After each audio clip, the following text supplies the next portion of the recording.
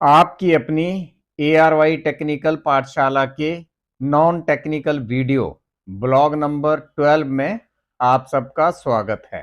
पिछले non technical video की series में हमने अपने इमोशंस यानी भावनाओं पर आधारित अलग अलग पॉइंट पर डिस्कस की थी। उन्हें अलग अलग तरीके से समझने की कोशिश की थी कि हमारे इमोशंस, हमारी भावनाओं का हमारी लाइफ में क्या महत्व है, क्या इम्पैक्ट है, उन सब बिंदुओं पर डिस्कस की थी। अभी कुछ दिन पहले ही बैठे बैठे मेरे दिमाग में आया कि हम लोग बहुत लंबे टाइम तक इंडस्ट्री से जुड़े रहे हैं। हमने भी इंडस्ट्री में बहुत उतार चढ़ाव देखे हैं, बहुत सारी कठिनाइयों का भी सामना किया है, बहुत सारे खट्टे मीठे अनुभव लिए हैं। जहां बहुत सारी परेशानियों का सामना किया, वहीं पर अच्छेपन का एहसास भी लिया है। उसी इंडस्ट्री में एक्सपीरियंस के साथ साथ बहुत कुछ पाया भी है। लगभग 60 से 70% लोगों को इंडस्ट्री के साथ अटैच होना पड़ता है, यानी 60 से 70% लोगों का कैरियर उसी इंडस्ट्री से जुड़ा हुआ होता है।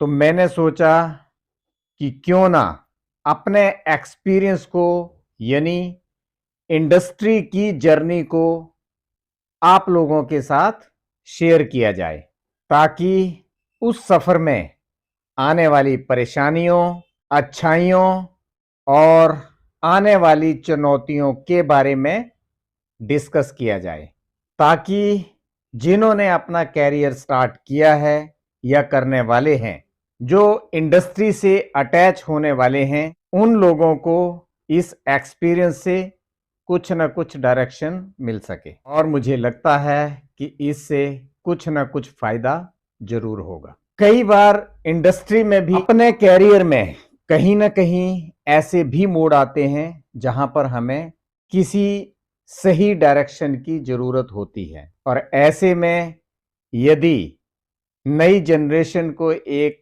डायरेक्शन मिल जाए तो आई थिंक ये एक उनके लिए बेनिफिशियल स्टेप होगा। मेरे हिसाब से इसमें बहुत लोगों को कुछ ना कुछ फायदा जरूर मिलेगा, एक डायरेक्शन जरूर मिलेगी। तो इसी कड़ी में हम सबसे पहले बात करेंगे इंडस्ट्री का हमारी लाइफ में क्या महत्व है, इंडस्ट्री हमारे लिए क्यों जरूरी है, और इंडस्ट्री के बारे में हर किसी को जानना क्यों जरूरी है। इंडस्ट्री को सक्सेस करने के लिए हर आदमी का क्या रोल बनता है, वहां पर किस किस टाइप की प्रॉब्लम का सामना करना पड़ता है, यानी इंडस्ट्री से रिलेटेड हर पॉइंट को कवर करने की कोशिश करेंगे। इंडस्ट्री किसी भी देश में उसकी ग्रोथ में एक बहुत बड़ा टूल है। जिस देश में इंडस्ट्री अच्छी होगी, वो देश अपने आप में उतना ही स्ट्रांग होगा।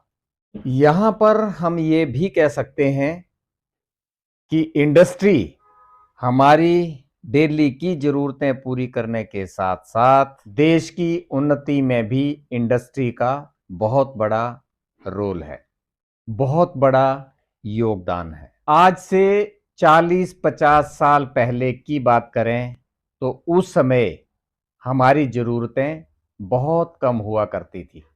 हर किसी की बहुत सिंपल लाइफ हुआ करती थी। लोगों के पास अपने परिवार के मुताबिक इतनी ज़मीन जायदाद होती थी कि वो अपनी उसी ज़मीन में फसलें उगाकर वो अपनी डेली की ज़रूरतें पूरी कर लिया करते थे, और इसके साथ ही डेली यूज़ में आने वाली चीज़ों को लोग अपनी रिक्वायरमेंट के हिसाब से अपने हाथों से ही तैयार कर लिया करते थे।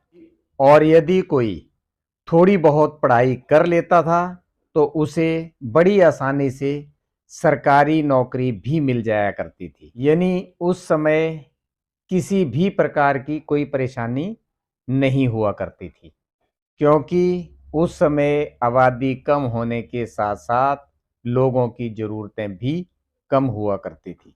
लोग टेंशन फ्री लाइफ व्यतीत किया करते थे। एक तो उस समय कोई कंपटीशन नहीं था, यानी उस समय सोचने के लिए, दिमाग पर ज़्यादा लोड डालने के लिए ज़्यादा कुछ नहीं था। लोग अपनी मर्जी से काम करते थे और शाही जिंदगी व्यतीत करते थे, शाही जिंदगी जीते थे। लेकिन जैसे जैसे समय बीतता गया, पीढ़ियां बदलती गई और लोग एडवांस होते गए, उसी के अकॉर्डिंग जरूरतें भी बदलती गई, जरूरतें भी बढ़ती गई। हर फील्ड में कंपटीशन बढ़ने लगा। डेली की जरूरतें पूरी करने के लिए भी संसाधन कम पड़ने लगे। हमारी हर फील्ड में कंपटीशन बढ़ता गया और डेली की रिक्वायरमेंट पूरी करने के लिए, डेली की जरूरतें पूरी करने के लिए संसाधन कम पड़ने लगे। इस कंपटीशन के पीछे एक मुख्य कारण ये भी रहा कि हमारे रिसोर्सेज तो लिमिटेड थे, यानी सेम रहे, जबकि उसके यूजर बढ़ते गए। कुल मिलाकर के उसी रेशो में हमारी आबादी भी बढ़ती गई।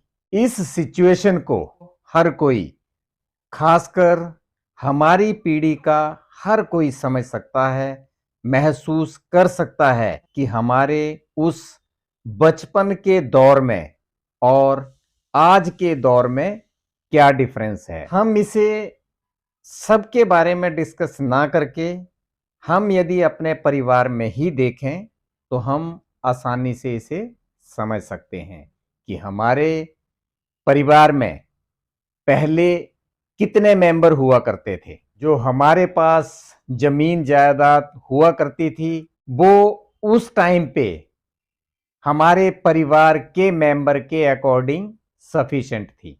उसी जमीन में पूरे परिवार का आराम से गुजारा हो जाता था। ये जमीन में हमारी सारे परिवार की जरूरतें पूरी हो जाया करती थी। जो हमारे पास जमीन जायदाद थी या हमारे पास जो संसाधन थे, वो उस समय हमारे परिवार के मेंबर के अकॉर्डिंग सफिशिएंट थे। उसी से हमारे पूरे परिवार की जरूरतें पूरी हो जाया करती थी।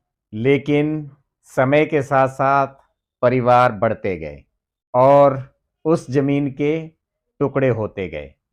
उन बटे हुए टुकड़ों में भी बहुत सारी जमीन मकान बनाने में चली गई, यानी जब परिवार बढ़ेगा तो अंडरस्टूड है कि उसकी जरूरतें भी बढ़ेंगी, उसके रहने के लिए घर भी चाहिए। कहने का मतलब उन बटे हुए टुकड़ों में भी कुछ घर बनाने में चले गए। फिर खेती बाड़ी करने के लिए बचता ही क्या है। और अब फैमिली में मेंबर ज़्यादा हैं तो अंडरस्टूड है कि ज़रूरतें भी ज़्यादा होंगी। यदि फैमिली में मेंबर ज़्यादा हैं तो डेली यूज़ की, यानी डेली की ज़रूरतें भी ज़्यादा होती गई। ऐसे में डेली यूज़ की छोटी छोटी चीज़ों को पूरा करने के लिए हमारे में से जो लोग थोड़ा बहुत पढ़ लिख लिया करते थे, एक एडवांस सोच रखते थे, उन्होंने अपने एक्सपीरियंस, अपने एफर्ट लगाकर पूरी ईमानदारी के साथ अपने दिमाग से उन छोटी छोटी डेली यूज में आने वाली चीजों को पूरा करने के लिए एक जगह क्वांटिटी में बनाना शुरू कर दिया। वहीं से इंडस्ट्री की तरफ लोगों का विश्वास बढ़ता गया।